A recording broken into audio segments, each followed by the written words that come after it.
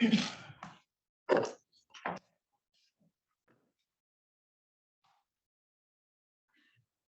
to call the meeting to order.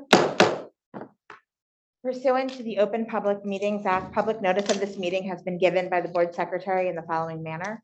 Posting written notice on the official bulletin board at the Voorhees Township Public Schools Administrative Building on July 26, 2021, August 24th, 2021, and December 3rd, 2021. Sending written notice to the Courier Post on July 26, 2021, August 24th, 2021, and December 3rd, 2021. Filing written notice with the clerk of Voorhees Township on July 26, 2021, August 24th, 2021, and December 3rd, 2021. Posting on the Voorhees Township website on July 26, 2021, August 24th, 2021, and December 3rd, 2021. Please rise for the Pledge of Allegiance. I pledge allegiance to the flag of the United States of America and to the republic for which it stands, one nation, under God, indivisible, with liberty and justice for all.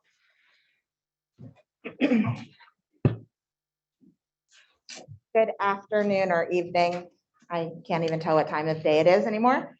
Thank you all for being here. It's nice to finally see a decent crowd. I'm happy to see all of the support for the many interesting things that are on the agenda for today's discussion. But before we get started, I will actually have a roll call, and then I'm going to ask Ms. Van Auken to give an update on the superintendent search. Mr. Bryce? Here. Mrs. Cosenza? Here. Ms. Galliano? Here. Dr. Levy? Here. Mr. Schmus? Here. Mrs. Stupler? Here. Mrs. Van Auken? Here. Mrs. Watson? Here. Ms. Van Auken? Sure. Thank you, Mrs. Watson. Because our goal is to keep the community up to date on the superintendent search, I'd like to spend a few minutes letting you know where we are in the process. This search has taken place over a 5-month period, beginning with a planning meeting on October 6, 2021, and concluding with the conditional selection of a final candidate on January 29th, 2022. This selection was followed by a third-party background investigation and contract negotiations this month. Tonight, we will vote on the contract being sent to the Camden County Executive for review and approval. Each board member during this process, an update has been provided as to the status and progress of the search, and status updates are also provided on the district website. After the election, the one non-incumbent member elected to the board was brought up to date to fully participate in the process. We chose HYA as a partner due in part by their methodical, data-driven, and inclusive approach to their search process. And as you all may remember, the first phase of the search was the engagement phase.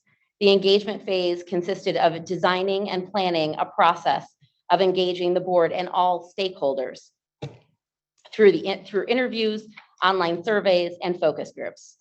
We appreciate that HYA offered several interview times and multiple focus groups to accommodate residents' schedules. The information gathered from these interactions assisted the board in developing a leadership profile and selection criterion that match the priorities of our community and that meet the unique needs of the students who are served through the Voorhees Township Public Schools. This disciplined, inclusive, and research-based approach ensured that all stakeholders have an opportunity to be a part of the search process and provided valuable feedback about the school district that assisted the search firm in better understanding our district in the broader marketplace. Approximately 125 community residents participated in interviews, online surveys, and focus groups, and 502 community surveys were completed. Having HYA's thoughtful gathering of this input was extremely important to the board, and all input was included before the board adopted the desired characteristics standard. The board believes that this extensive involvement of the community and staff in the leadership profile and desired characteristics ensured that the candidate selection was representative of the community and the best fit for the district and the township. There were 62 potential candidates that started the application process, of which 44 had completed the process, excuse me. Applicants represented 8 different states across the country. The search firm vetted and presented 11 potential candidates. And after review of all candidates, the board considered 13 applicants.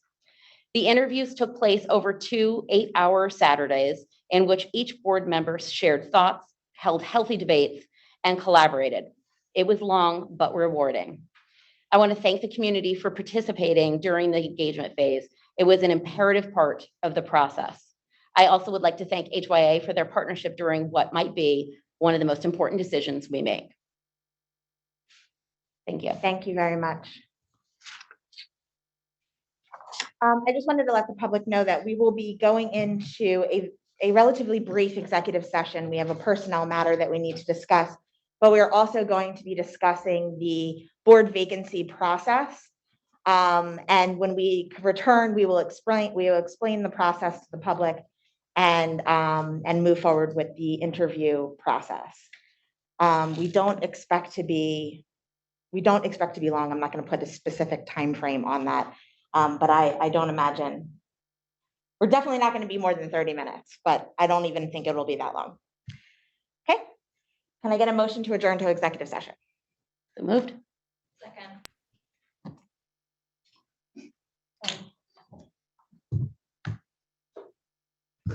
I'm opening up for voting.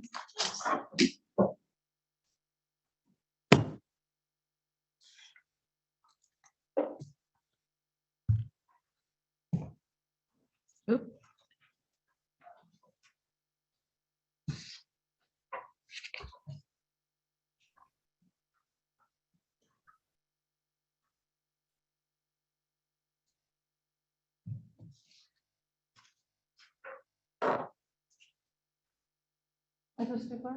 Yeah, I'm sorry. That's okay. Okay, I just voted. okay, it's unanimous, yes, we'll go into executive.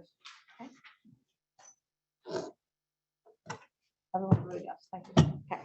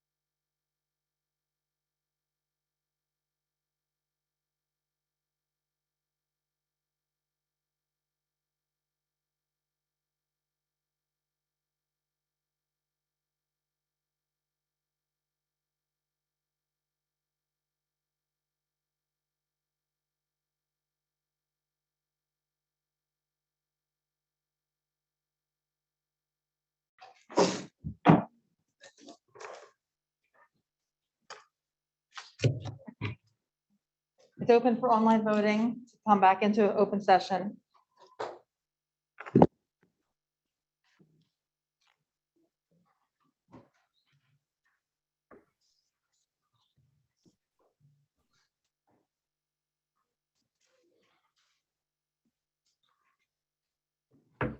Unanimous to go back into open session. Okay. And I apologize, but we are going to go slightly out of order very briefly to do a slight agenda item adjustment. We're going to move to the superintendent report for one item for the former board member recognition so that some of our attendees can.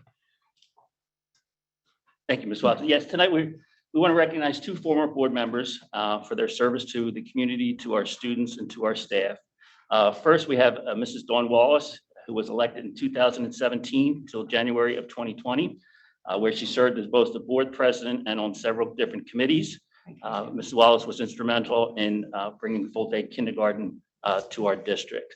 So we would like to thank Mrs. Wallace, if you could.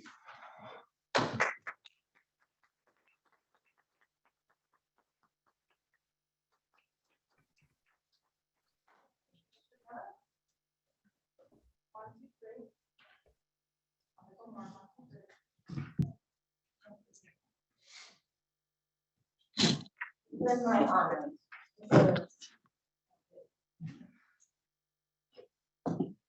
And second, we have Dr. Scott Faulk. Scott was appointed on the board in September 2020 as a replacement for Mrs. Dunleavy.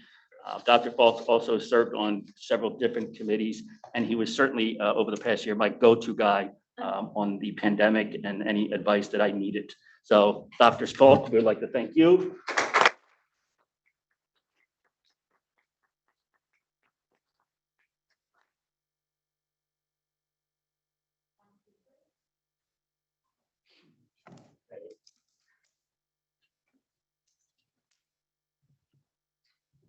Board would like to congratulate and thank Mrs. Wallace and Dr. Falk for their service and for serving our community. Thank you so much. Couple of announcements, and I apologize that I will have to use my notes. Couple of things. So we did during executive session deliberate on the process, and I will say that under historically, we have conducted these interviews in executive session, mainly because it was at the request of the candidates and for the comfort of the candidates. But we appreciate that the interviews can be stressful and unnerving, and we were attempting to alleviate some of that unnecessary pressure.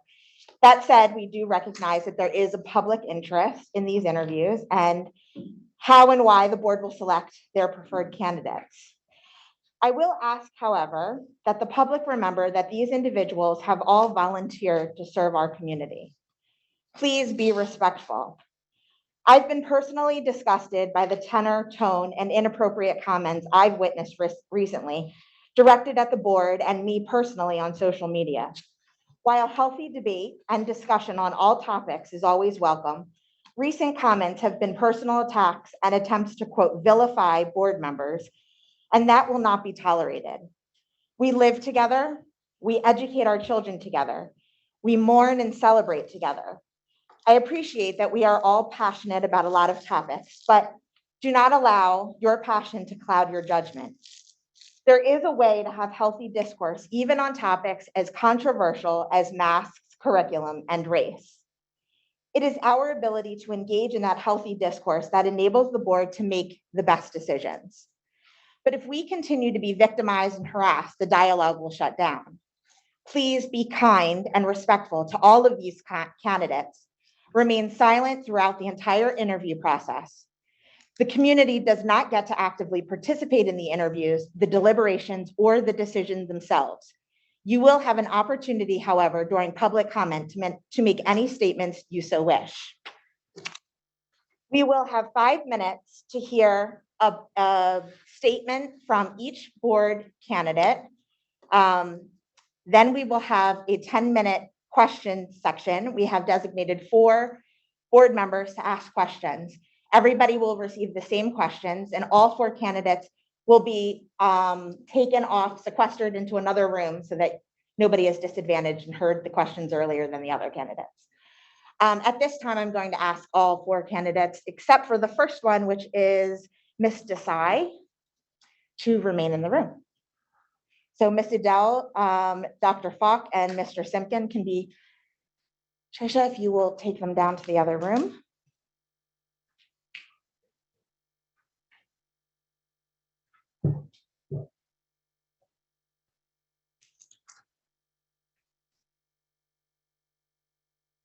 And Ms. Desai, I invite you to the, are we going to do it at the podium? Yeah.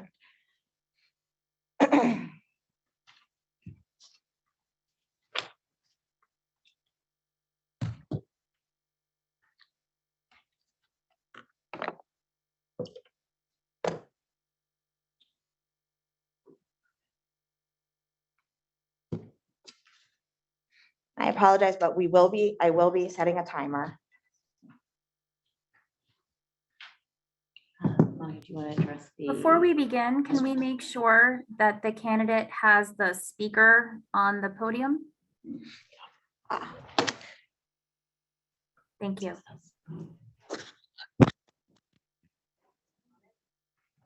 Sorry, Bruce.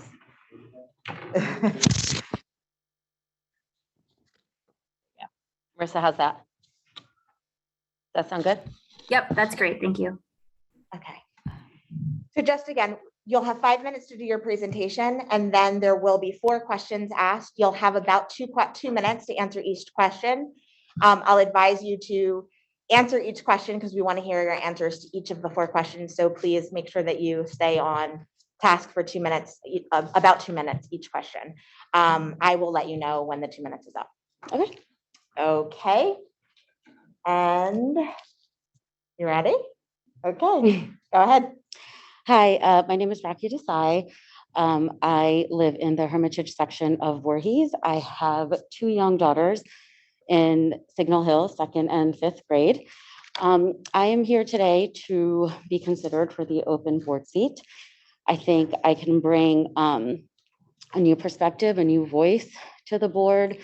I think I represent a very large and growing community.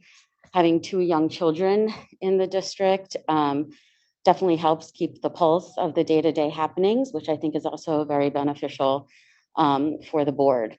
I think the last couple of years have been very trying for everybody, including students, teachers, parents. My hope is to, if I was to be elected to the board, bridge some of those gaps, have a middle voice, and just, be able to hear all sides of any situation. I have a background in education. I used to teach elementary school. I currently teach at the college level. My work background, while colorful, is very diverse, but I do think that helps and lends to me being able to adapt to, work with, and talk to different types of personalities, needs, and wants, which I do think will be beneficial for the board as well. I will just leave it at, I do think the perspective that I can bring to the board will be different and fresh, and I would love to be considered. Thank you very much. Mr. Schmiss. Thank you. Thank you, Mr. Sy, for being here tonight. My question to you is, as a board member, what is your position on the use of social media if you were to become a board member? My personal use of social As a media? board member. Okay. To be honest, I don't use social media very much as it is. So it's not something that I wouldn't use it as a platform. If it was something that was necessary, that was going to benefit the district or the board or the children, certainly I would participate in it. But I don't believe in using social media as a platform for anything, especially discourse about any serious topics. Thank you. Ms. Stupler. Thank you for being here as well. I have one question for you. Why didn't you run in the general election in November? Sure. I had considered it. At the time, my schedule did not allow for me to even think about, just the running, the campaigning. I've had a significant schedule change since then, and this opportunity presented itself. So I just thought it was a good time to give it a try. Mr. Bryce. Thank you again for joining us. Thank you. Wanted to know, what do you think the role of public education includes? I think the role of public education is just awareness and for our students, especially our younger students. Of course, academically, that they need to be brought up to speed, especially right now with what's happened in the last couple of years. But there's definitely a social aspect of public schools that is very important. And I know we as a district, we focus a lot on anti-bullying, which is very important. I think there's another aspect, another component to that, which is awareness and understanding of differences, and not just the basic differences that we've been used to, but now you look deeper, especially after the last couple of years, children that have suffered, mental illness, behavior issues. We have a growing LGBTQ community that needs attention. So I think, of course, academics are very important. And I think as a district, we've always done a good job academically, but there's a social aspect that needs to be incorporated into that as well. Dr. Levy.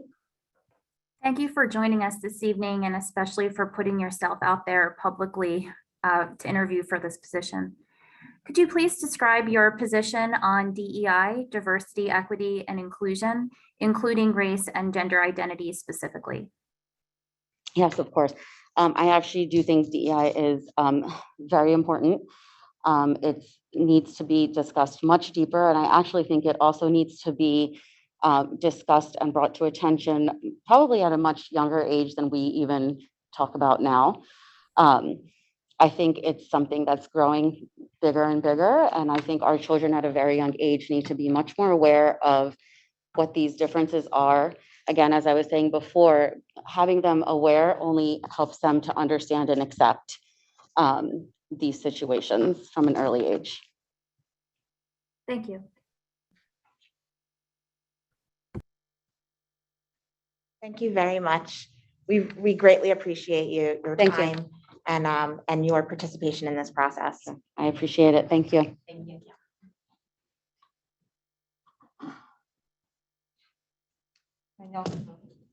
Danielle, if you could get the next candidate. Mrs. Edel, thank you.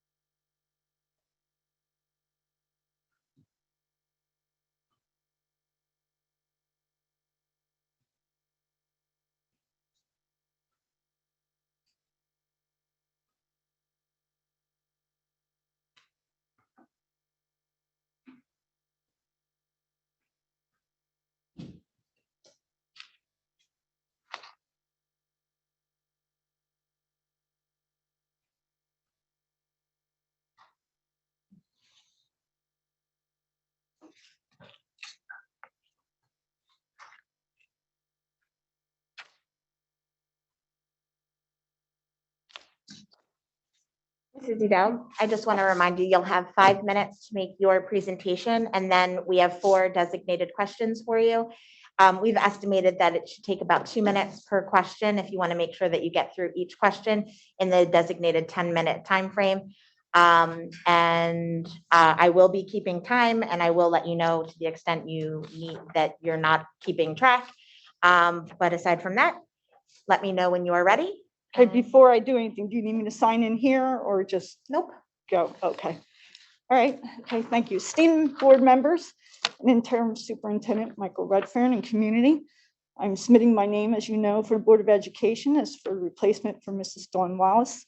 So I'm sure you all recall I was the November candidate. I came within 16 votes of being elected to the seat held by Mrs.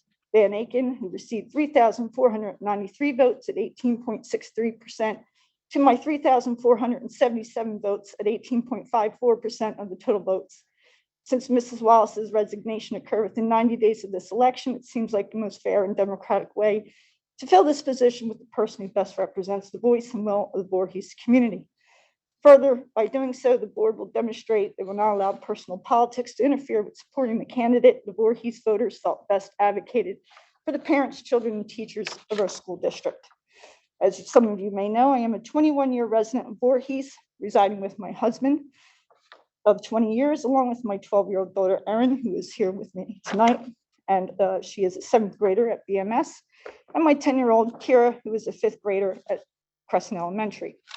I'm a licensed social worker, having attained my master's at Rutgers University in Camden, along with a Bachelor of Science in Psychology from Drexel University in Philadelphia.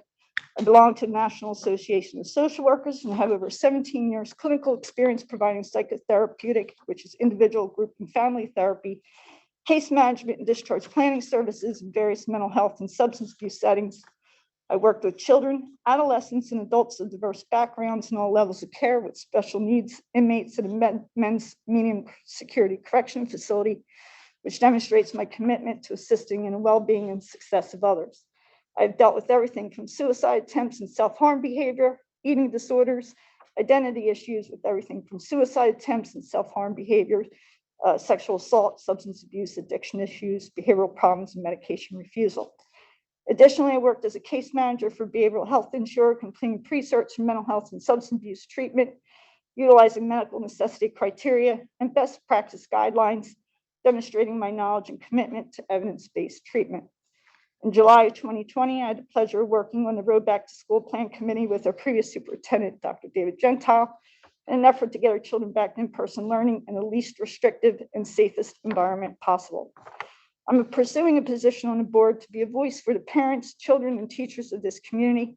I believe the primary role of education is to ensure our children are provided with an honest vision of what it means to be an engaged citizen of this wonderfully diverse country and community.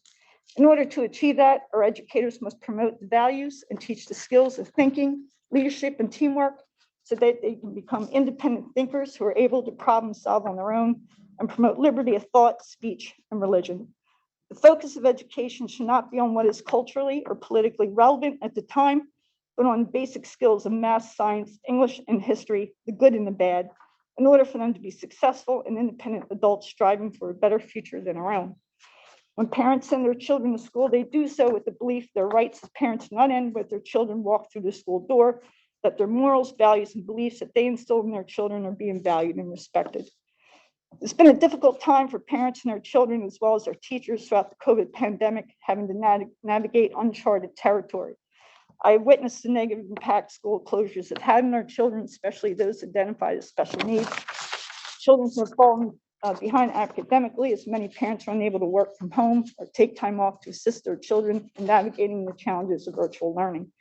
They were isolated from their friends at a time when social interaction is important in their social and cognitive development, resulting in depression and anxiety-related disorders. We have witnessed government mandates put into effect that were not based on science, rather on politics. These mandates encroached upon parental and student rights, implementing questionable policies over the very valid objections of many parents. Policies were enacted not based on science, rather based on fear. As such, it's my intention to be an advocate for parental choice, parental rights, academic excellence, fiscal responsibility, transparency, and accountability, especially as it pertains to personnel issues and future curriculum changes, in order to maintain learning consistency, prevent bureaucratic overreach, prevent any future closures or interruptions, flexibility for local school districts, early childhood learning and education, after-school programs, and expanded learning, especially for special needs at-risk children. As a parent with 2 children who have medical issues, I am aware that nobody knows my children and their needs better than I do, just as nobody knows your children better than you do. I have learned this through my interactions with our doctors, teachers, extended family, and people in this community. That is why I feel it's important to ensure that parents have the final say in their children's medical and educational needs. I expect that when I speak about my children, staff will listen and know what I know best. As a member of the school board, I would fully intend to listen to the parents of this community. Thank you. Okay. Ms. Adele, thank you for coming to speak. We appreciate it. So my question to you is, as a board member, what is your position on the use of social media? If you were to become a board member, what would your position be on the use of social media? Well, we need to follow the guidelines and policies of the board. Thank you. Mrs. Jubler? My question was, why didn't you run in the general election like you did? So it's probably not. Yes, I did run in the general election, as you know, came within 16 votes. So thank you. Mr. Bryce? Thank you for joining us, Ms. Adele. Yes. My question to you is, what do you think the role of public education includes? Role of public education, what it includes. What do you think the role of public education includes?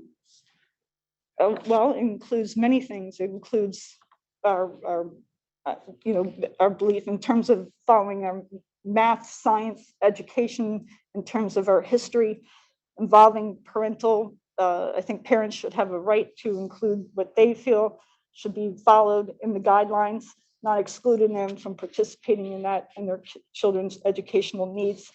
I think we need to keep an open mind in terms of following also medical necessity and policy guidelines for ensuring our children get the best education that comes in our community. And I think we've done that. I think Voorhees is an awesome community, which is why I came here. I think we're doing an awesome job at educating our kids in this community. I have never had any real doubts about the education my children are getting. My only concern is making sure that parent rights are followed.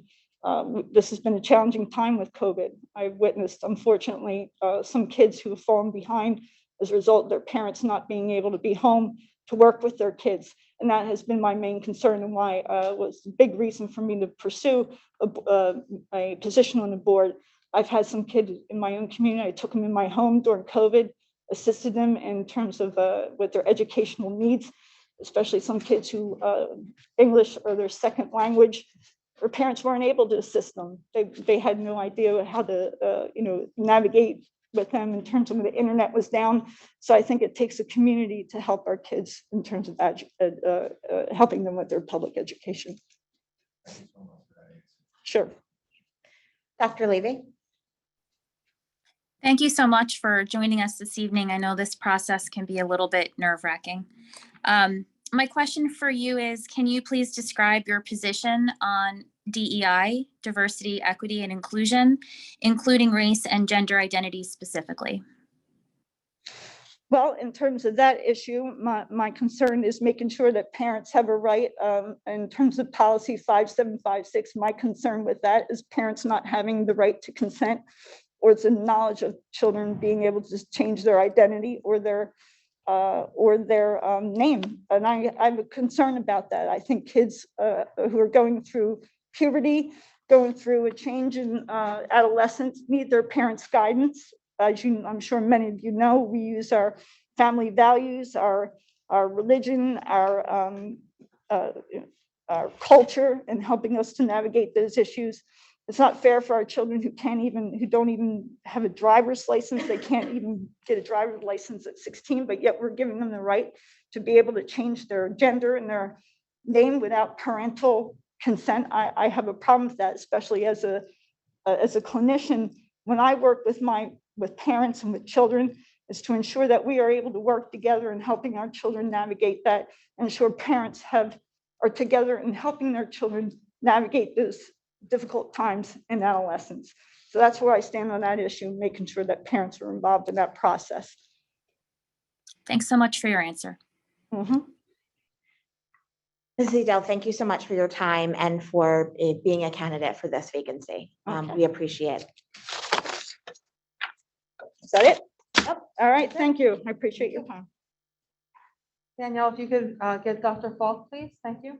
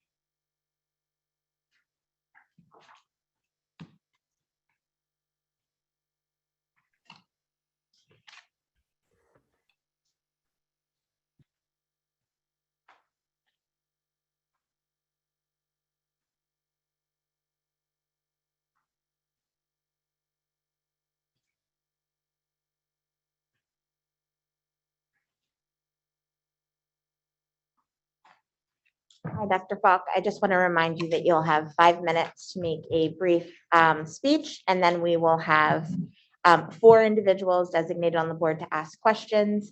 We are estimating about 2 minutes per question. We're going to give you 10 minutes for that entire question section.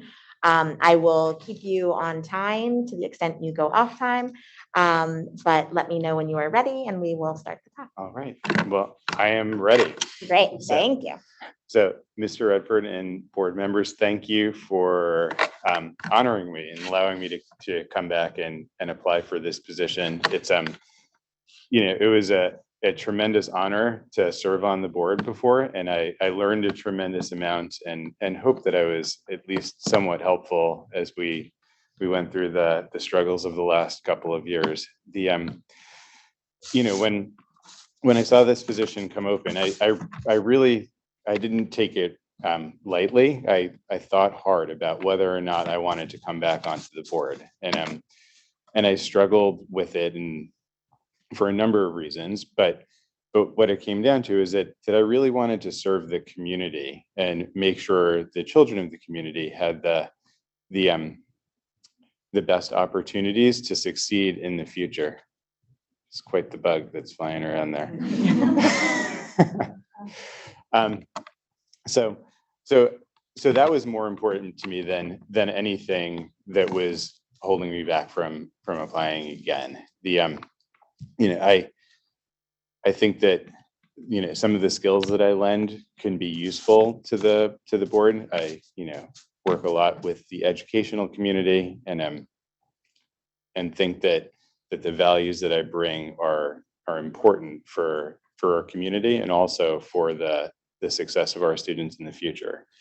I'm really excited about having our new superintendent start. I'm not sure who it is, but I think that there's always opportunity whenever you have a new leadership team, and I look forward to, if I get to work with them to help guide the district into the future and make sure that our children have the best opportunity for success. Want to spend just a couple of seconds talking about the things that I value in leadership. So I think data-driven leadership is really important. Making sure that we're making decisions based on data rather than emotions is sort of my MO. At work, I think that was my MO when I was on the board before. So ensuring that we're making the right decisions, again, that are going to lead to a successful future and lead to all of the outcomes that we want for our children, which I think is to give them the opportunity to be the best that they can be and to be as successful as they can be when they graduate. So I know that was brief, but I've been told before that brevity is the soul of wit. So Love that book. Dr. Faulk, good to see you again. it's nice to see you too. Thanks for coming. So my question to you is, as a board member, what is your position on the use of social media? It's really interesting because I tend to only use social media professionally. So the only social media that I'm actively engaged with is LinkedIn, which is a professional account. I definitely work professionally with others on that. We exchange what I think is purely professional information about new findings in science and medicine, but I tend to stay out of other types of social media. I think that it's more of a distraction than it's worth. I did create an Instagram account because my son told me I had to, so I could see a live video that he was doing one time. So I logged on and saw his live video. I have exactly, I think, one friend on Instagram, which is my son. I do have a Facebook account, which I haven't logged on to since I think it's 2012 or so. So again, I think that, our role as board members is to be able to communicate effectively with our public. And I know that social media can be one way to do that, but I also think that there's a lot that goes on in social media that can be very distracting and can be very emotionally roiling. So I'd rather not let that distract me and do things in a thoughtful and data-driven way rather than being sucked into the emotional aspects of social media. Thank you. You're welcome.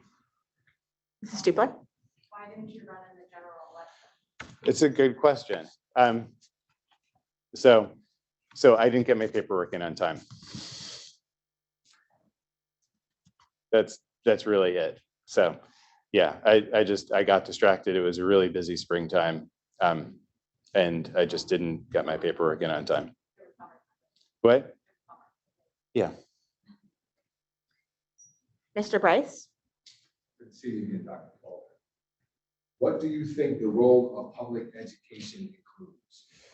So I think when I think about what our obligation is to our children, it's to teach them how to think on their own, to be successful on their own. So we need to give them the tools to be able to analyze the world around them, to be able to integrate with the world around them, to be able to be thoughtful about the world around them, and to be able to work with those around them in a team-based way to be successful in their life. And I think that it's evolving. So public education, it's changed from the days of rote memorization, where we were saying this is the curriculum and these are all the facts that you had to know, to a standard where this is how you need to think about things, and this is how we'd like you to think about things, to analyze the problems on your own, so you're able to make these own decisions, because you're going to be an independent adult, sooner than a lot of us would hope. And I can say that having a teenager at home, that it's important for for our children to learn how to make those decisions and how to think on their own and how to analyze and be really thoughtful citizens by themselves. You're welcome. Dr. Levy? Thanks for joining us this evening, Dr. Faulk. I know these interviews can be a little nerve-wracking, so we appreciate you putting yourself out there. My question for you is, can you please describe your position on DEI, diversity, equity, and inclusion, including race and gender identity specifically? Yeah, so I think being inclusive is incredibly important, making sure that all of our students feel like they're included so they can have the opportunity to have a tremendous education. I think when we have exclusive policies where people don't feel comfortable, they're not going to learn everything that they need to, and they're not going to have the best opportunities for success that they need to. It's also important for us, I think, to recognize that our society is evolving as a whole, and having an inclusive society where everybody is strongly represented is really important, to have different voices at the table and make sure that voices that weren't at the table previously now have an opportunity to be at that table, to have their voice heard, and to become parts of our leadership. Thank you. Thank you for your answer. Thank you very much for your time, and thank you for your candidacy for the vacancy. We appreciate you being here. Thank you. Am I excused? Yes. Okay. Danielle, if you could bring Mr. Simpkin, please.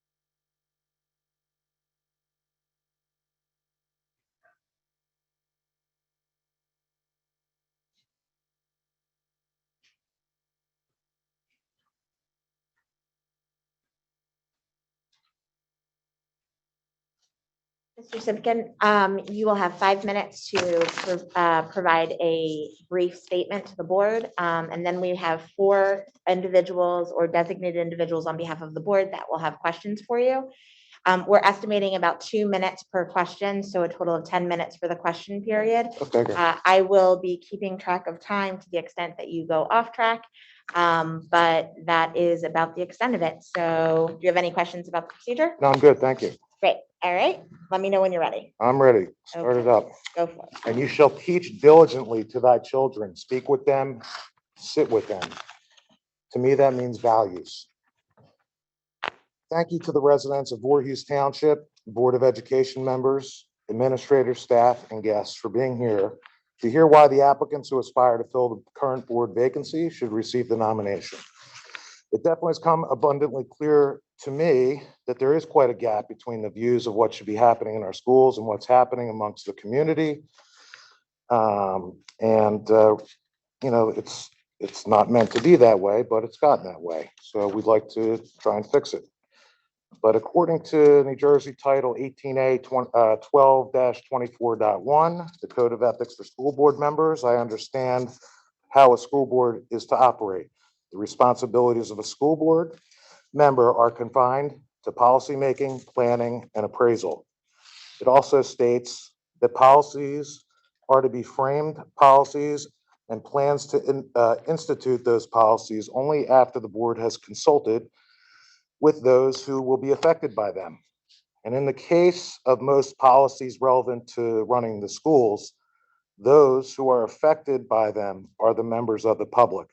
And therefore, in my opinion, the board should make every effort possible to include members of the public in decisions. And I just don't see how that's happening quite often in our township. So let me explain why I'm here today seeking the appointment of the board. Just a little about me. Both of my parents are retired public education administrators. I grew up hearing all the stories one could imagine about the daily occurrences in the school district. I learned to greatly respect our school system. I learned how a school district should be run in the views of my family. And I learned that my parents were accountable to the students in the community to ensure each child receives the highest level of education possible and that each child deserves. So I was looking over, some of the things on the New Jersey School Board Association websites, which seemed like interesting questions to be answered aside from the ones that you have tonight. Some of those were, why do you want to serve on the school board? My answer is I feel I can bring a different viewpoint on most debatable topics. I'm well read and informed on both historical and current events. I can provide factual information to the board so that when decisions are made, at least there will be another source of facts rather than a potentially lopsided source. Next question I saw was, do you understand the time commitment? I mean, I think everyone knows that on the board, I've spent a lot of hours independently researching and making the public aware of my findings. I am certain that time far exceeds any time requirement my board membership would entail, but I would still complete my own due diligence on the issues as well. And the last question was, what perspectives will you bring to the table? And as I mentioned, my perspectives are based on factual information that I find while doing my research. I understand that individuals or groups of individuals can have opposing view. There may be large gaps in ideology, but I'm committed to shortening those gaps by effectively communicating views and facts with the public and fellow board members.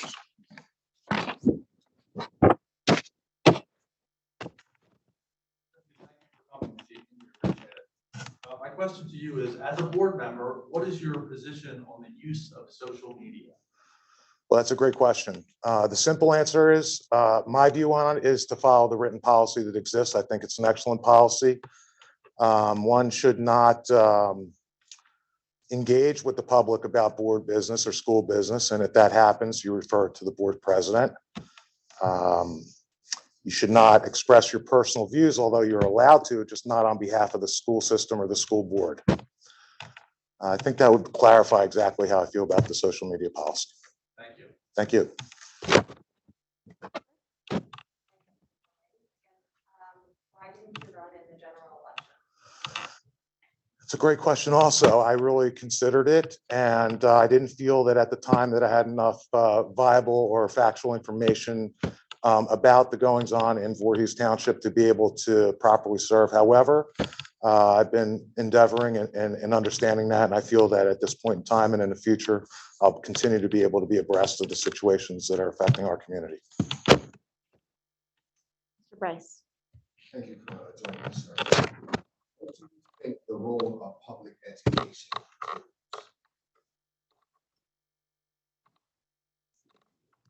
I'm going to answer that. I got to think for just one moment because, those definitions of what kind of the whole consensus of the public feels those roles have changed dramatically over decades, really, nothing recent.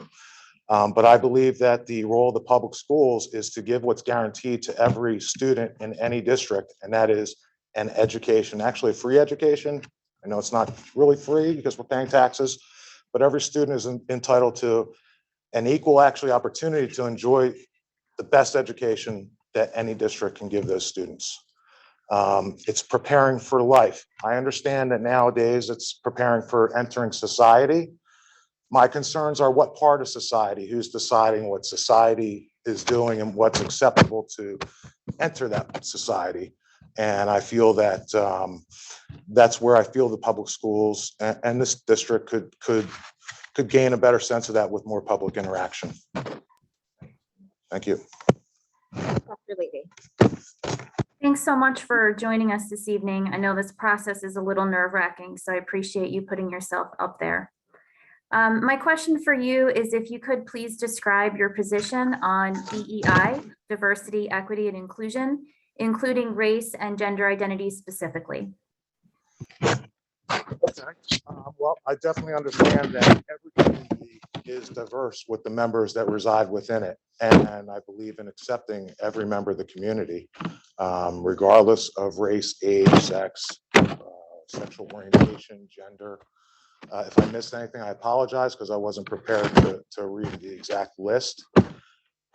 But I do believe that inclusivity also needs to occur so that we're not excluding people. I just fear that sometimes inclusion in smaller groups affects the greater group of young citizens and old like adults as well. So what I don't like seeing is inclusion that starts to exclude others. But if we can all, find ways to encompass all those areas, I think it's phenomenal. And lastly, with equity, I would answer that by clarifying my views on what it means. I believe that equality actually refers to opportunity. And in some cases, not all, of course, equity has been, I'm sensing that it's starting to feel like it's almost like an outcome situation where you really can't control all the outcomes. And I understand how the school system defines equity, and I don't fully agree or disagree with all of it. I could say that where I stand on it is I understand it's a part of our education system, and I would just like to make sure that everyone receives what they're entitled to, which is the best possible education that a school district can give. Thanks so much for your answer. Thank you for being here this evening, Mr. Simpson, and for being a candidate for this vacancy spot. Thank you for having me. We appreciate your time. Thank you. Danielle's gonna go and bring everybody back. Perfect. You can stay in here.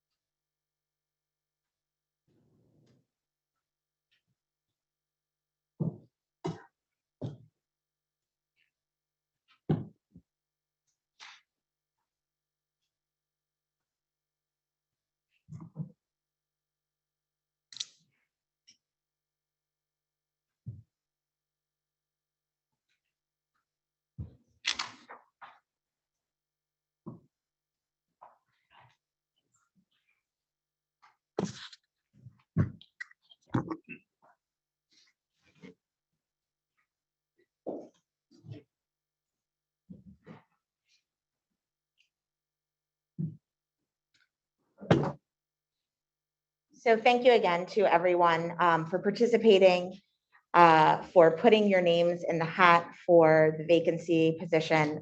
It's wonderful to see so many people volunteering their time and energy I know this takes a lot of effort, so we greatly appreciate everyone taking the time.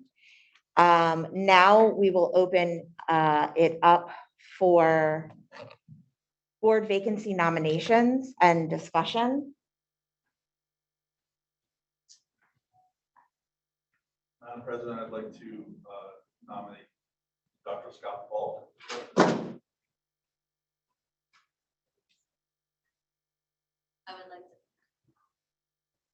I would like to nominate Rafi Desai.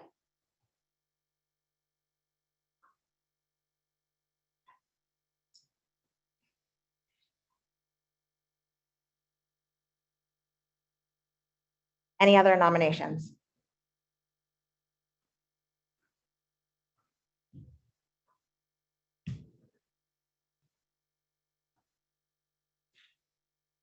Could I have a motion to close the nominations and then a second to nominate? Motion to close the nominations?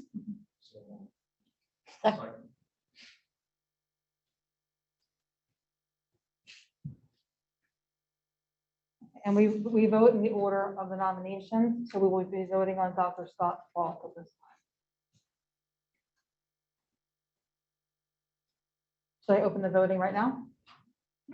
Yep. Okay, so this vote is to vote on the first nomination of Dr. Scott Faulk.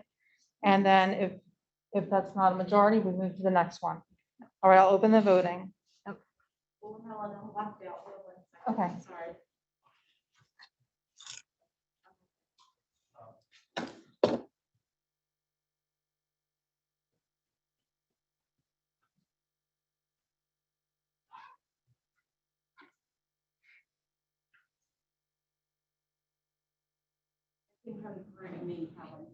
I'm sorry.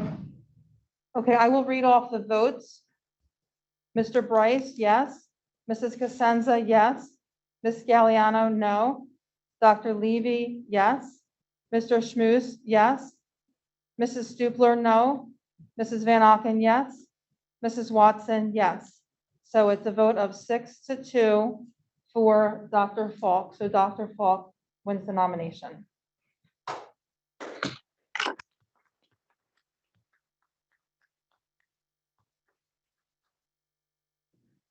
Congratulations.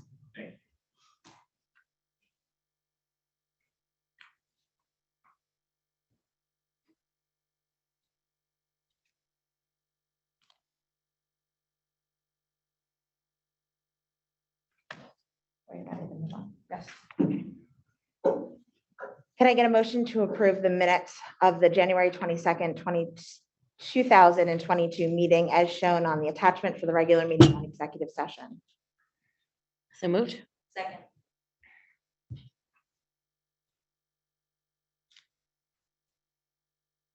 Voting is open.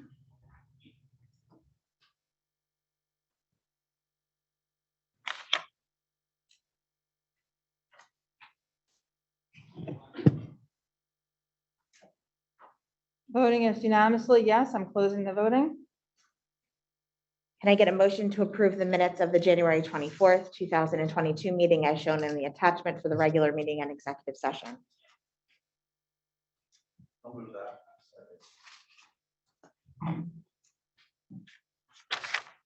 Voting is open.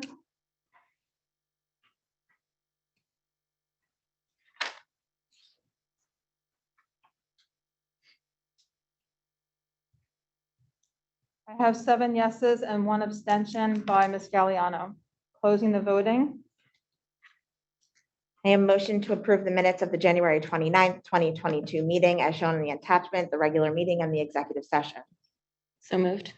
Second.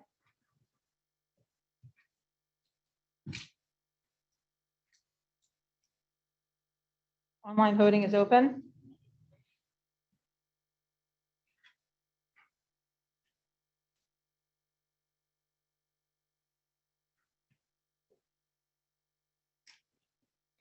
The motion is unanimously passed. I'm closing the voting.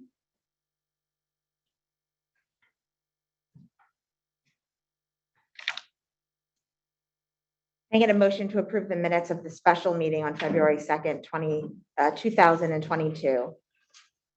as shown on the attachment. Second. Who did the first? Oh, thank you.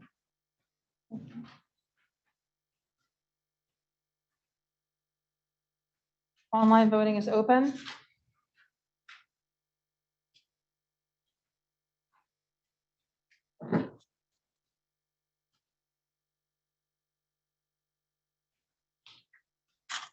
Motion unanimously passes. I'm closing the voting. Under information items, you will see the bus evacuation drills as shown in the attachments, suspensions, fire drills, and safety drills, the HIB report, and the enrollment as of February 15th, 2022. There are no items under communications, board secretary report. Sure. Oh, there's many dates that we've listed on our agenda for the budget timeline. Some of them have been pushed back a little bit. Typically, by law, the governor makes the budget address on the last Tuesday of February, which would have been February 22nd, and then state aid figures are released on the 24th. Both those dates have been pushed back to March 8th and March 10th. So we will get our state aid figures on March 10th.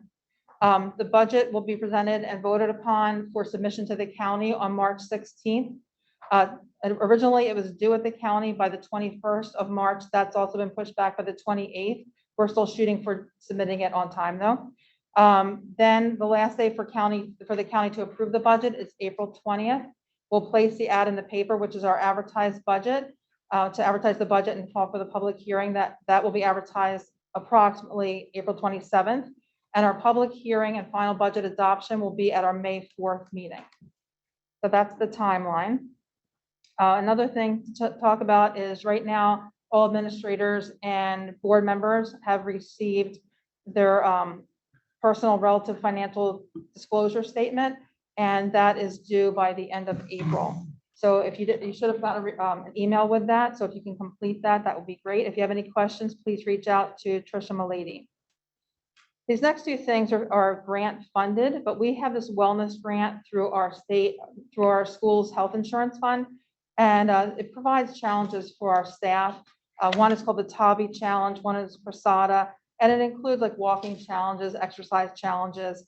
And again, it's all grant funded. It just mostly promotes wellness.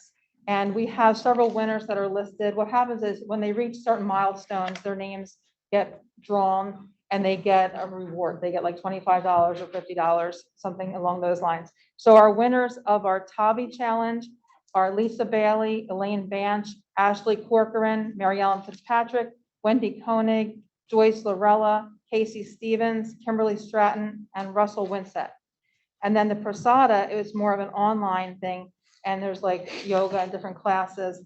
And in October, we had winners Vicki Hill and Trish Lancaster. In November, Eileen Adams and Vicki Hill. December, Trish Lancaster and Allison Francolino. And in January, Eileen Adams and Melissa Rupp. So you can tell that some of these employees are very active and competitive, and we congratulate them and we thank them for their participation. And we're grateful to our SHIF for the grants that we received in this area. Thank you. That's all I have. Thank you to all of the winners. Superintendent report. Thank you, Madam President. A couple of things, and I'll be brief. First, I want to congratulate all of our BMS winter sports. They all had winning seasons this year. And a special congratulations to our girls basketball team. I had the opportunity to go watch them play in the championship game at Beck. And while they did not, they came out on the short end of the game. The girls played extremely hard, and they should be very proud of themselves for what they've done. Our BMS Drama Club is gearing up for their performance of Once on This Island. That will be on March 11th, 12th, and 13th at the BMS Theater, and tickets are still available for all of those shows. I just wanted to clarify, I've got some questions about snow days and delayed openings. I just want everybody to understand, we don't make that call alone. We do share buses with Eastern, so they'll pick up at Eastern, then they pick up at middle school, then they pick up at the elementary school. So we have to coordinate any delayed openings with Eastern High School. So we coordinate that together. I know sometimes conditions seem like they're fine at 9 o'clock, but they may not have been fine at 7 o'clock when the high school starts. So we do coordinate that together. I have an agreement. We kind of have a little agreement with the sending districts and Eastern that if the weather's questionable, we all are up at 4 o'clock a.m. and we come together and, we're meeting, watching the weather forecast and discussing what we should do. So we do coordinate that together. Just to clarify that. There is a new requirement, and some of you may have been getting an email that whenever a school does a security drill, the parents have to be contacted by the end of that day. That's for security drills. It does not include fire drills or standard fire drills. So if you started to get these emails, it's just a new law that has gone into effect. So the parents know that these drills took place. So when your child comes home and says, we did a drill, you'll know ahead of time that it did take place and the school was aware of it. On February 10th, 2022, Mrs. Haley, Dr. Young, and I, we had our preliminary meeting with CUSAC, and that is the Quality Single Accountability Continuum. And every 3 years, every public school system in New Jersey has to be evaluated by the Department of Education. So we literally have uploaded tens of thousands of pages of documents to the Department of Ed, and they will go through them. It's everything from policy to procedures to curriculum to finances, operations. So that was the start of it. That was our first meeting with them. We got some positive comments on that. And then they will be coming through to take a tour of our buildings. They have not told us when that will take place, but they will take a physical tour of our facilities.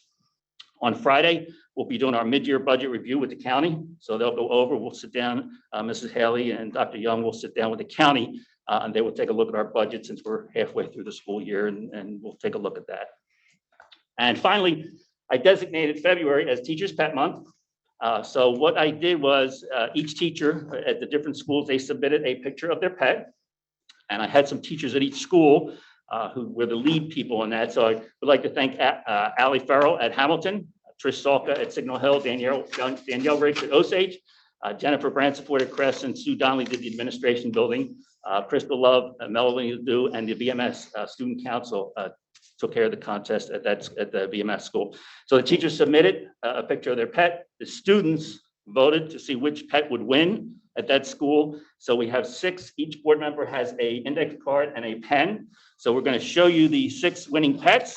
And then we're going to ask you to vote, put you on the spot and see which one is the winner. I'd like to say they will get a year's supply of dog or cat food, but that's not going to work when you see the pets. Not in the budget. Okay, Mr. Taylor.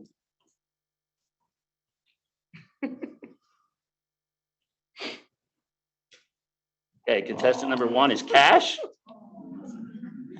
Very cute. Number 2 is Dexter. Oh, my God. We have Leo and Lola.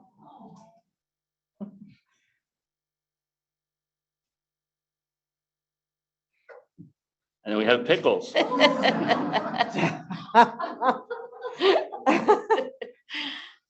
Oh, man. And Grizz.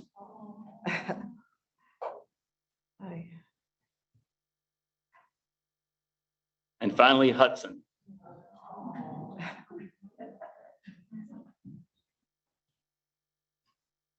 Okay, so there we go. Board members, you're on the clock. Wait, is it Dash or Cash? Dash. Oh, Dash, okay. Oh, yeah. it was So you just put, if you just put a number on your card, and then Helen will be the keeper of the votes. Did you say I'm the keeper of the vote? Yeah, Did you say I'm keeper of the vote? But who's on the vote? Who's counting them? yeah, they're gonna vote on the card. And then they'll hand them over. And then give them to him? Okay. Then we'll put the winner up on our website and our Facebook page. Just a little, Thank you. There you go. Yeah. okay, that's all I have, Madam President. Thank you very much. Ms. Galliano, will you provide a policy committee report? I think we skipped some. Oh, sorry, committee report. I'm sorry. I was looking. Dana? I'm sorry, I was talking. Oh, it's okay. Will you do the policy committee report? Thanks. The policy committee met this evening. And we discussed policies for first reading. And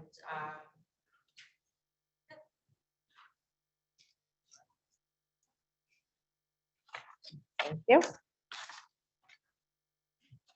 Audience participation. Anyone wishing to address the board, please approach the podium and write your name and address on the login sheet. If you are attending via Zoom, please use the raise your hand feature to be acknowledged. While the board is limited in its ability to respond to the public on matters involving personnel, litigation, negotiations, and attorney-client privilege, the board will now hear comments from the public relating to items on the agenda for this board meeting. Comments are limited to 3 minutes. The board will not take action this evening. You will be notified at some later time by letter, electronic mail, telephone, or in the context of a later board meeting of any action the board does take.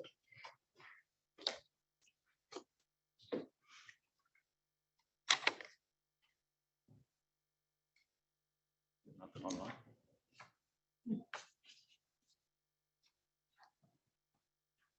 I see no comments. Okay. Going once. Good. Okay. Board comments. I'd like to thank Mr. Redfern for all of his work over the past, I don't know how long it's been, at this point, months. We've had a number of new and creative activities for the students to vote on. Teacher morale has been, I think, impacted by your leadership. And I just want you to know I appreciate the way that you've stepped in for the township, and that it doesn't go without notice. Really appreciate everything that you've done and continue to do. Thank you. Thank you. I second that. Yes. I think we all feel that way. You have been instrumental. Any other board comments? Yes. I also like to thank Mr. Redfern. I think he has done a great job. When I asked him to join an end of a sports party, he did come and show support for the teachers. So I really appreciate that. And that really shows a lot of dedication and support. I guess based on the agenda tonight, I was under the impression that we were going to deliberate on the candidates. And my feeling was the vote should be based on the public, just like any other appointee to our board. And the only emails I got was for one candidate from our public. So I think choices should have been based more on the public, as we are serving the public in our role. So I just wanted to put that out there in my personal feeling. So I only got from one particular candidate. So thank you.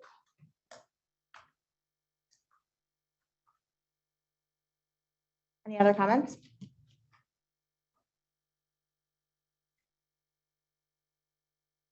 Okay. There are no items under transportation policy. Can I get a motion to approve all of the items under policy? So moved.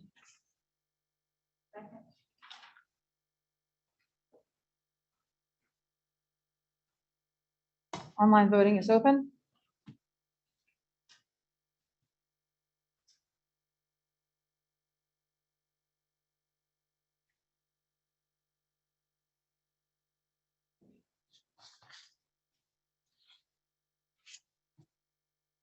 Voting is unanimous. I'm closing the voting.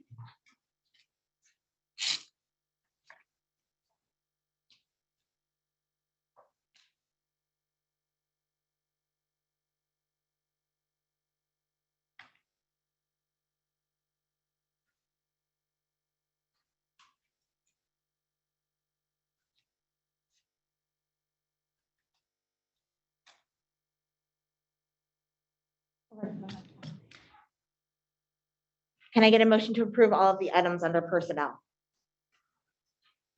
I'll move that.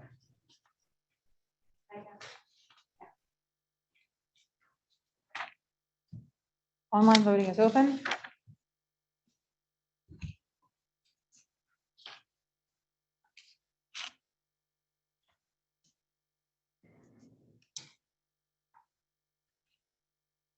All votes are yes with a no by Ms. Galliano. Closing the voting and saving it. No actions under deferred action. New business.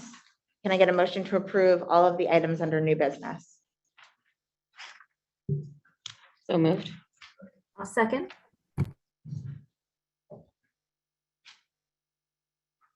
Online voting is open.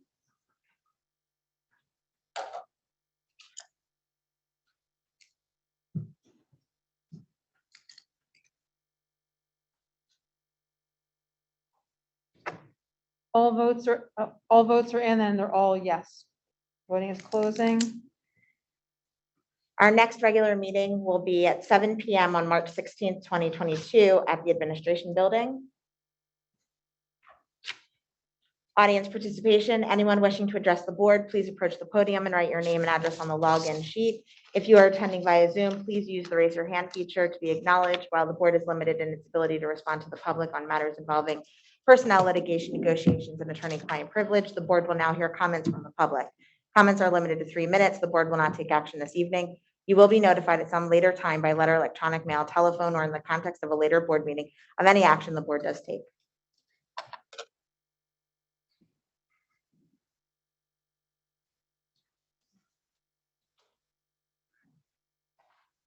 I'll start my timer until I'm done.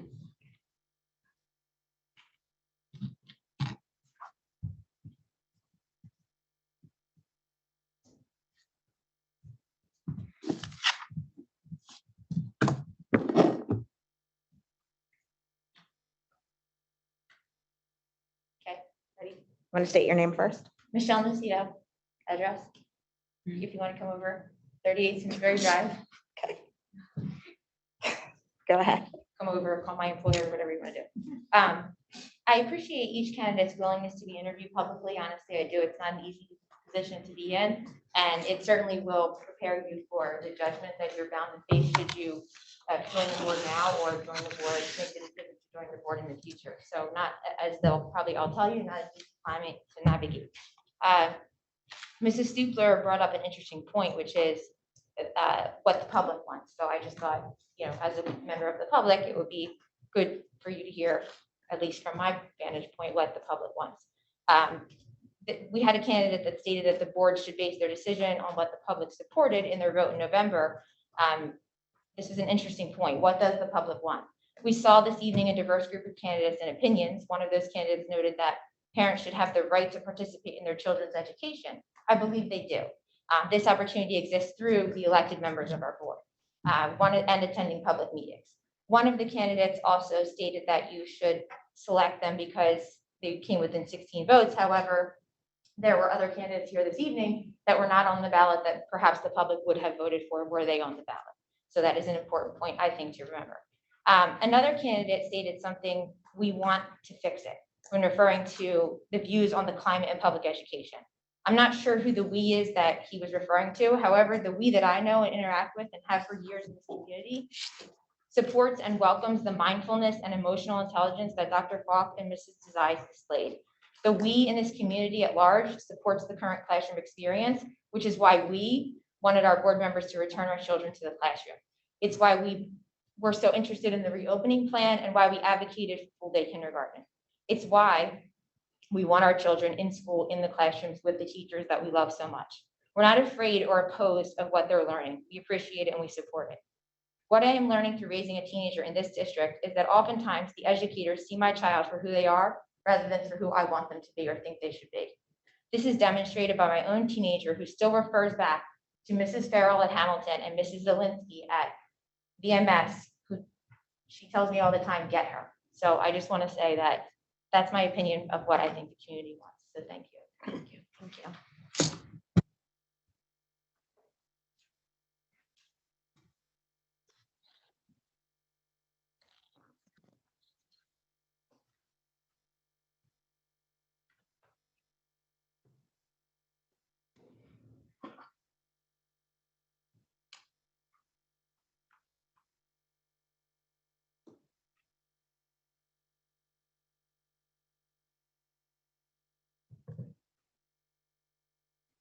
Good evening, Julie Kedover, 9 Fairway Drive.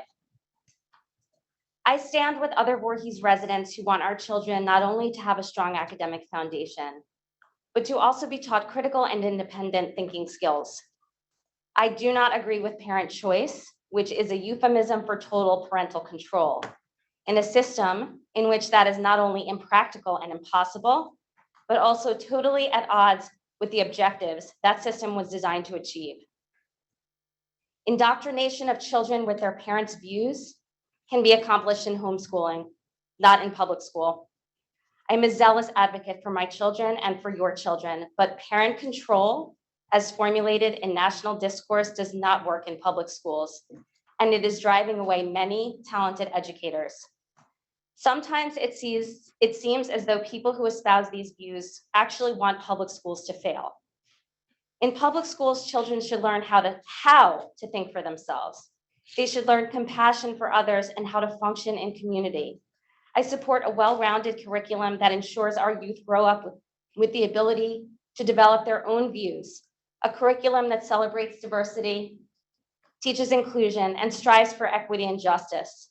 I stand for the teaching of truthful history in an age-appropriate way, even when that means delving into hard topics like racism and Holocaust education.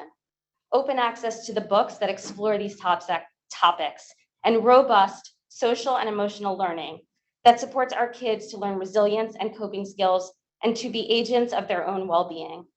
Public education is under attack, and I want it to be clear that Parents United and their supporters do not speak for me. And they do not have the interests of my children or of the public schools more generally in mind. Thank you.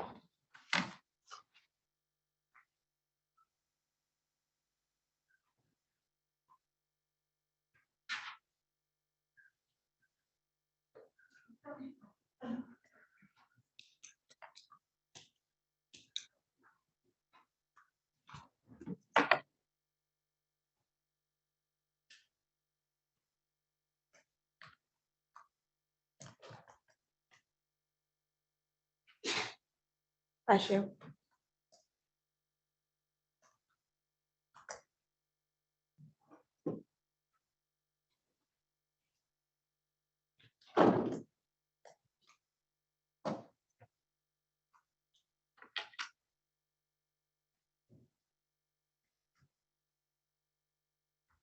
Hello, my name is Tricia Chadwick, and I live at 101 Blue Ridge Road in the Green Ridge section of Voorhees. And I stand in opposition to a growing and very vocal minority. I stand united with other residents of Voorhees in support of public education. To let you know that I trust our elected representatives to make appropriate and well thought out decisions with the best interest of all of our children. Thank you for volunteering your time to ensure our schools remain excellent. I trust teachers. I trust them to make professional judgments and exercise their extensive education and training to teach our youth age-appropriate content in all areas, including diversity, equity, and inclusion, social emotional learning, and an accurate and factual history. And I just want to say I'm relieved and happy that your appointment appears to embody those ideals tonight. Thank you very much.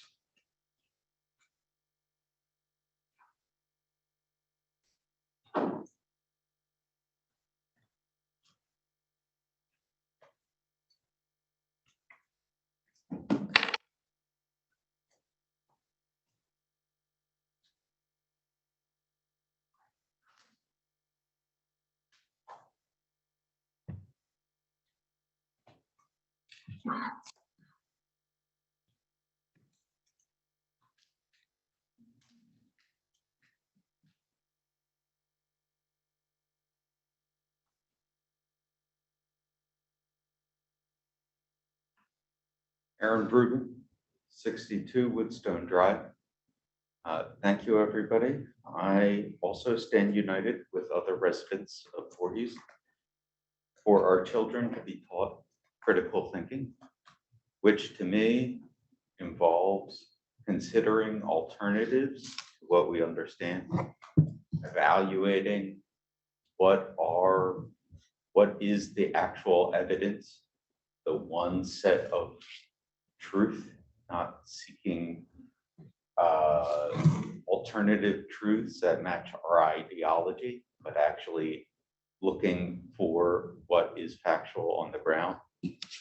I also support the teaching of diversity, equity, and inclusion.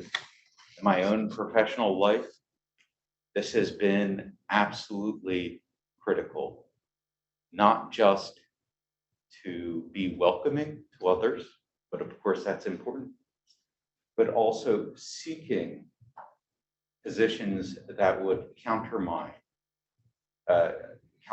own in order to be able to head off trouble or misunderstanding that I might have in the future, to invite criticism of my own work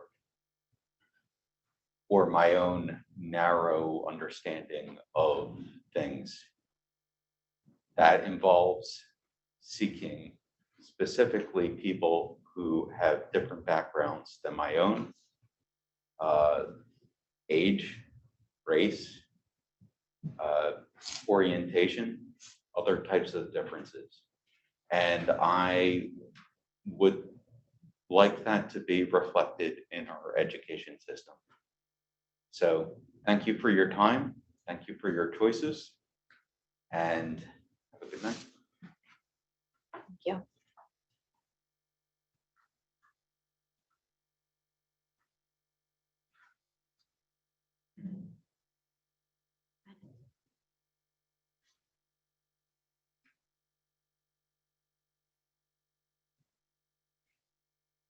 Carol Thornton, who's in your license.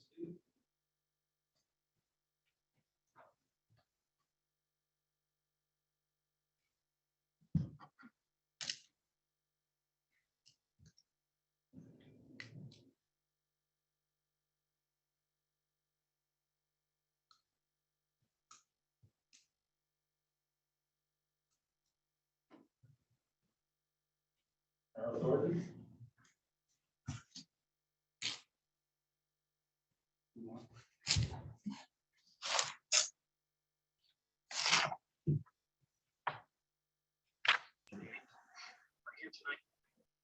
Hello. Joseph Petitdemange, 219 Homer. I apologize, I'm in between two Zoom meetings, one for the Voorhees Planning Board and this one. I wanted to thank Mr. Redfern as a colleague and as a parent. He's done a great job. He's included everything. The communication has been great. And I feel he's done a great job to keep us where we are and moving in the right direction. So I wanted to thank him not only as a colleague, but also as a parent. Thank you very much. You want to see if Kara, you want to try Kara again?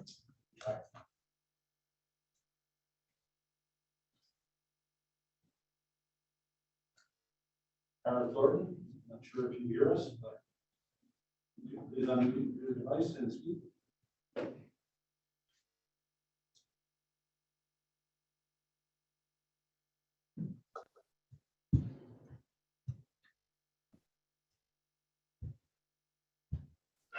Wishes to take further investment. This meeting is being recorded. Installing this 368 panel solar array that's going to be intended for self-consumption.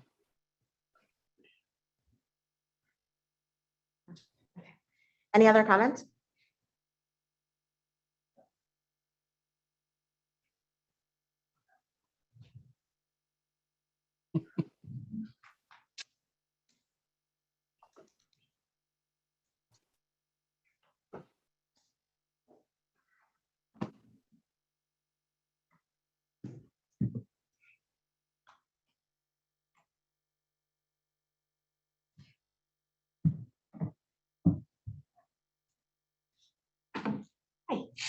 Marcy Rosenstein, 26 Downing Lane. I just want to thank you for your service. I've seen the attacks and, your volunteers, and I appreciate you stepping up. Thank you for listening to the candidates and really hearing what they had to say. There's a vocal minority who are standing for many things that I don't think are the values of most of Voorhees. And frankly, a lot of us become too complacent by allowing them to hijack the conversation. The thought of having curriculum guided by parents sounds good, but it's illogical. Our role is to advocate for our children, yes, absolutely, but to watch them grow into young adults with the confidence of their own beliefs. Public education is for all children, all races, all genders, all religions, all special needs, all sexuality, and that is what Voorhees should have. Yeah.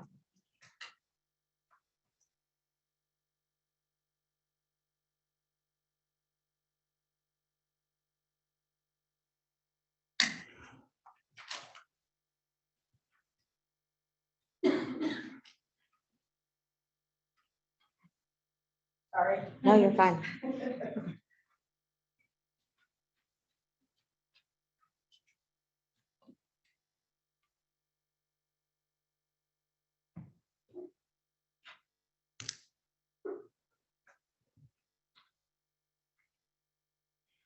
Trish Saka, 9 Pavilion Road here in Voorhees.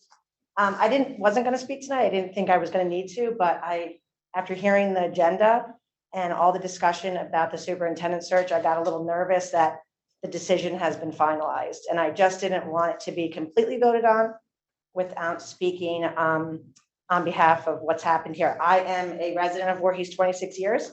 Both of my daughters have gone through the school system, graduated Eastern High School. PTA president at Crescent. I'm also a 10-year employee at Signal Hill. So Mr. Redfern stepped in when this district was drowning. He stepped in a matter of hours. I am getting the very uncertain feeling that this board has their candidate in front of them and they're not choosing him. And that scares me. As an employee, it scares me as a parent, it scares me as a resident. We had Mr. Brosel here for 30 plus years to build this district up that's why I moved here. I moved here 26 years ago. And Mr. Redfern worked under Mr. Brosel's administration and every position possible here in the district. So I'm a little nervous that when we went outside of the district for our last candidate, that we kind of saw what happened. I'm a little nervous that we chose Mr. Redfern very quickly as the person to get us out of the trenches. And I just am nervous that we're overlooking something that's right in front of us. So I just wanted to say that. And thank you so much for everything you've done. The staff will be devastated if you're not here.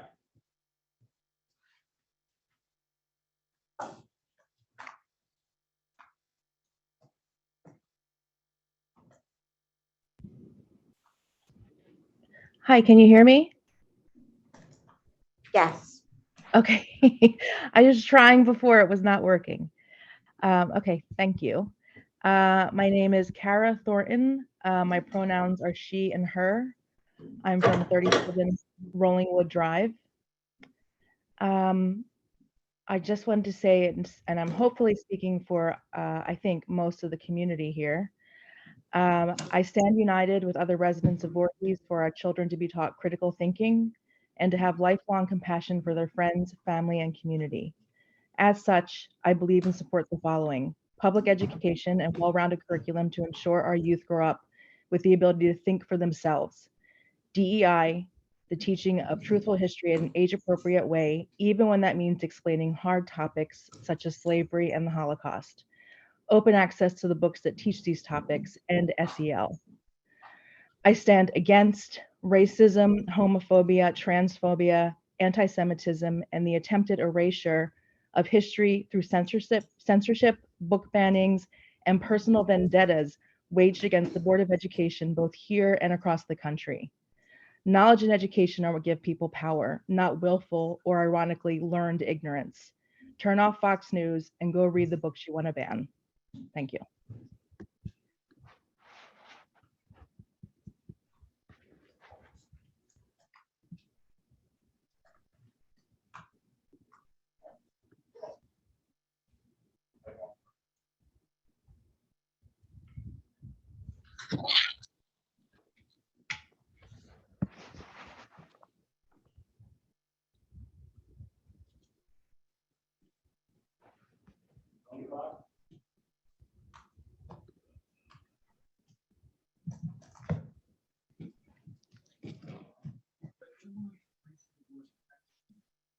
Tony, if you hear us, please unmute your device and speak. Given a list of books that titles that they were expected to pick, to, I believe, the district order. And, based on some of the comments that I've heard tonight, I'm a little concerned, as are some of our members who are in the media about what the intention is behind these books, these lists of books that are being posted, and what the intention is. I don't expect anything now, but I just think if the board was not aware of these lists being handed to the media specialists, certainly Tony, excuse us, we cannot hear you. You have a very bad connection. We're not understanding what you're saying. I don't know if you want to try to disconnect and reconnect. I'm sorry. We can't hear you. All right, so can you hear me now? Yeah. That's better. I guess I just have to speak up. I was just talking about a list of book titles that were given to our media specialists to be submitted to the district's attorney. And I think we're a little confused or concerned about what that entails. And I just want to bring to the attention of the board that there is apparently a list of books. And from my understanding is some of the books have to do with diversity issues. I'm not sure where this list is going or what it's being used for, but I just wanted to make sure the board was aware that there was a request for books, titles specifically in the library to be submitted. Thank you.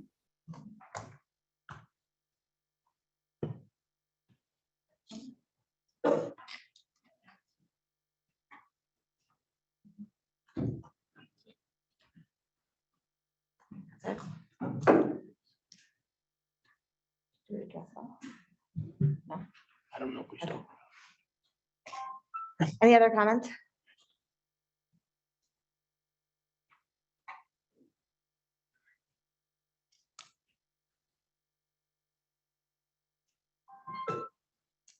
Board comments. I have one, Mrs. Watson. Actually, my list has grown. First, I want to thank all of you who've come out today. We certainly appreciate that there is a good reflection of the community is here today. So we appreciate that. Second, I want to congratulate Dr. Faulk. The board is very lucky to have you, very lucky. And I also want to thank Mr. Redfern. You have stepped in and done a tremendous job. And obviously, the culture that you created was exactly what we needed. So thank you for your commitment. I also want to make an announcement that it is with mixed emotions. I am announcing my resignation from the Board of Education effective tomorrow, January 24th. Happily, my family has decided to move closer to family out of state. However, it was my dedication to and service to this board that made this choice so very difficult. It has been a challenging yet rewarding experience and an honor to serve the community, the staff, and the children of Voorhees Township Public Schools. Although I feel both admiration for and pride in this community, I would be remiss if I didn't take this opportunity to challenge some of our community members to do better. Do better by offering more compassion, more civility, a better understanding of who it is we are all here to ultimately service, and that is our students. While the last 2 years has been a challenge for everyone, the behaviors from a small group of our community have made this volunteer role even more difficult and unnecessarily so. Members of this board have been subjected to numerous forms of abuse, including baseless accusations, harassment, and threats from a small but vocal group of people. Nonetheless, I stand here with no doubt in my mind that every one of my colleagues on this board have our students at the heart of their decisions. I wish my colleagues the best. I wish you continued focus on making the decisions that are right for our students, our staff, and our community. It has truly been an honor to serve with you.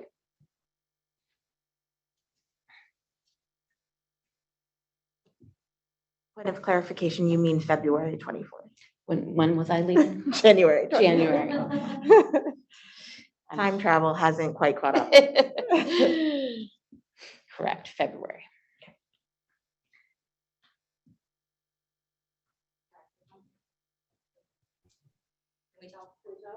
Yep. First, I wanted to thank Mr. Lanzaletta and Dr. Rossi. They were both the wrestling coaches this year, and I'm not sure if most of you know, my youngest child had special needs. And they welcomed him on the wrestling team, and they created an amazing environment for my son. We all talk about equity and inclusion. You should have come and saw what I saw and how they made my son feel like an equal part of the team. And he was included, and he even got to participate and wrestle 2 matches. Didn't win, but at least he felt like an equal member of the team. So I am so appreciative that we have teachers in our school district that really not just talk the talk, but walk the walk. So I am so grateful and so thankful that my son was able to have an excellent opportunity, and they really set an amazing example for the other young men on the team, and to really show them what true inclusion really means. And as I mentioned before, we did a end of year party as a thank you to the team. My family and everybody so generously participated, and Mr. Redfern and this collaborative team and showed their support. So I'm truly, truly grateful that my son can have these opportunities and be welcomed as a real, real equality and inclusion. So I'm so grateful that I live in that area that, we can experience such a thing. And I'm also grateful for everybody being here in our community, speaking up and showing up and really taking a part in such an important topic, which is our children. So I'm grateful, that we have such an engaged community. So thank you. I just want to take the time to thank Rachel for her time and dedication on the board. It has not been an easy 2 years, to say the least. And I echo her sentiments and hope that the community will listen to what she's stating in regards to how hard it is to be up here, because it's not easy. So thank you, Rachel, for your time and dedication, and good luck. Thank you. I have 2 comments. I can't tell if anyone else is in line though. It's yours, Marissa. Okay, thank you. So first, I'd like to thank Mrs. Van Auken for her service. It is, as I think that was Ms. Galliano saying, it's not easy to be up there, but I will say one of the things I've appreciated as Mrs. Watson and Mrs. Van Auken have run our board is transparent communication, which has made sitting on the board much easier. And I think this is my 7th year on the board. Sometimes communication's been better, sometimes it hasn't been. But what you 2 have done is making a team of being president and vice president seems to really work. And I hope that's something that will continue as we have to now look for a new vice president, I'm assuming at an upcoming board meeting, as well as fill this vacancy. So I wanted to let you know that I really appreciate your service on the board and all of the areas of expertise that you brought to the Board of Ed. I also want to thank the teachers and the nurses. I'm thrilled that we have a board meeting that's not focused solely around COVID, but I also want to acknowledge that it's still out there. And our teachers are still going above and beyond to include students who are quarantined in courses when it fits in terms of remote learning. The nurses are still incorporating all of the protocols for making sure kids are staying out when they need to, making sure they can come back when they're safe to do so. And I know that just because our numbers are going down, it doesn't mean that there's 0. There's still a lot of kids who are out for testing and for potential quarantining. So I want all of the teachers and our staff to know that we appreciate all of those efforts. And even though it's quieter now, in terms of hearing that publicly, we still appreciate everything that you're doing, and we know it's still happening and going on behind the scenes. So thank you for all of that work.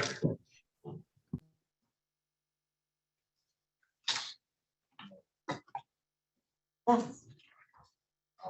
I'd like to take a moment to thank you, Ms. Van Hoppen, for just being welcoming to me and answering any questions that I may have had and welcoming me to the board. In addition to the wonderful staff and the teachers that we have, I do have to make give a shout out, that's what I say, to a staff member. I didn't catch her name. I didn't mean to stop till you speak, but I observed her as I was waiting to make a left turn out of my neighborhood. And that was the crossing guard. And what she did, I just thought was a beautiful display of affection for the children, not only in my community, but also, I'm sure, the same thing that teachers and staff do in other parts of Voorhees. On Valentine's Day, she made sure that she had little goodies for each child that was a walker. Now, even though it took maybe about 10 minutes for me to make that left turn.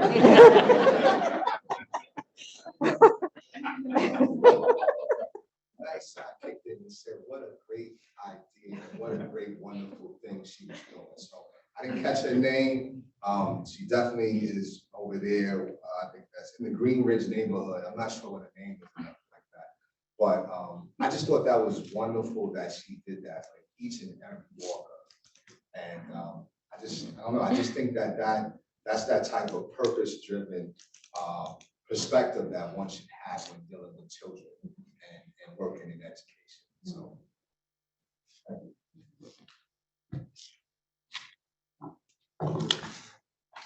I didn't get no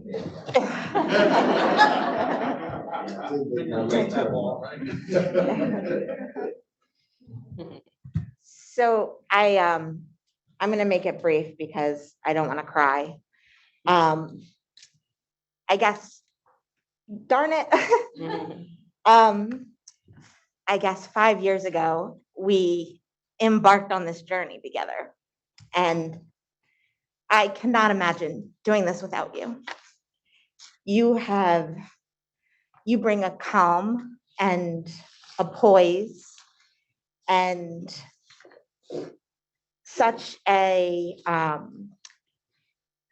bright but honest perspective. You will be so greatly missed, not just as my friend, but as my colleague, as my right-hand person, as my confidant. I quite honestly don't know how I will do it without you. I love you dearly, and you will be so incredibly missed.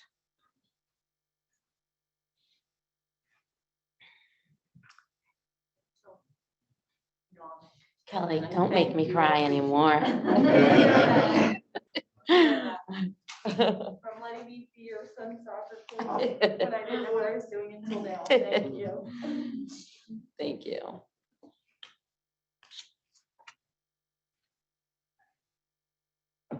Okay. Anybody else? All right. On to finance. Can I get a motion to approve all of the items under finance?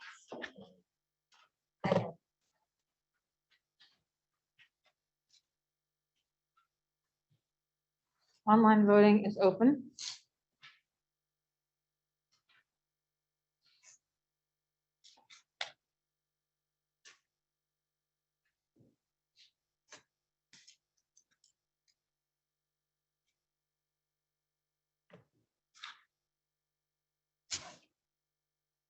All motion, everyone voted yes on motion. Motion carries.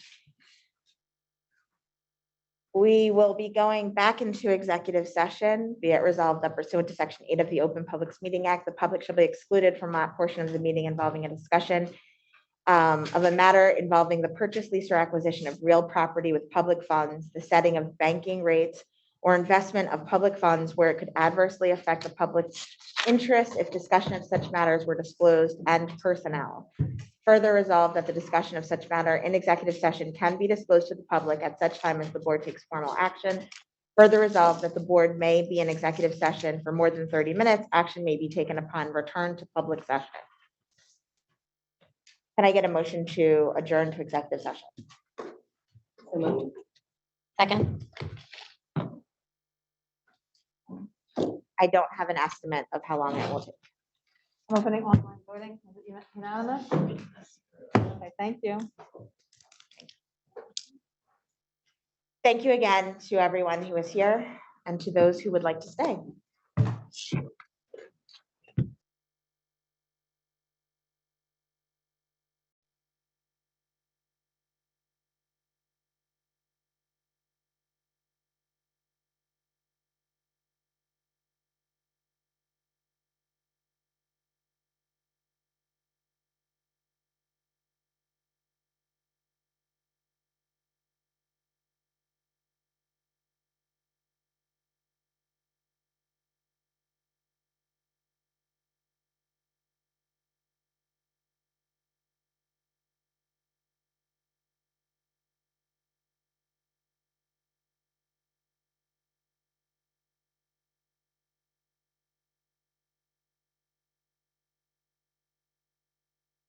Morning.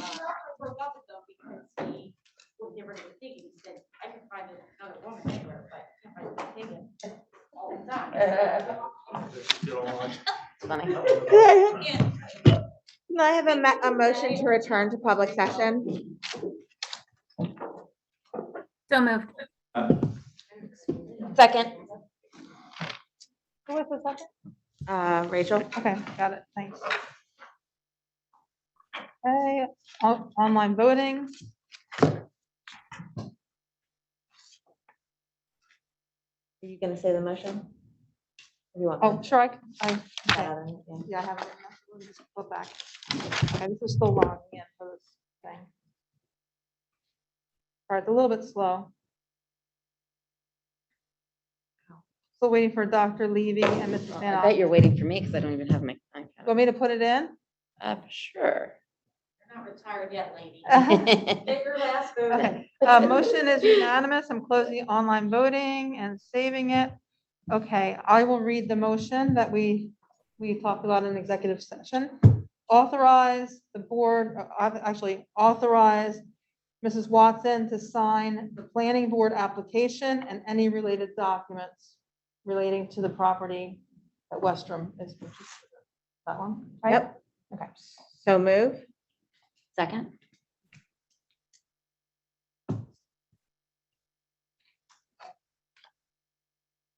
Mr. Bryce? Mrs. Cosenza? Yes. Ms. Galliano? Yes. Dr. Levy? Yes. Mr. Schmus? Yes. Mrs. Stupler? Yes. Mrs. Van Auken? Yes. Mrs. Watson? Yes. Motion carries. Can I get a motion to adjourn the meeting? Yes. All those in favor? Aye. I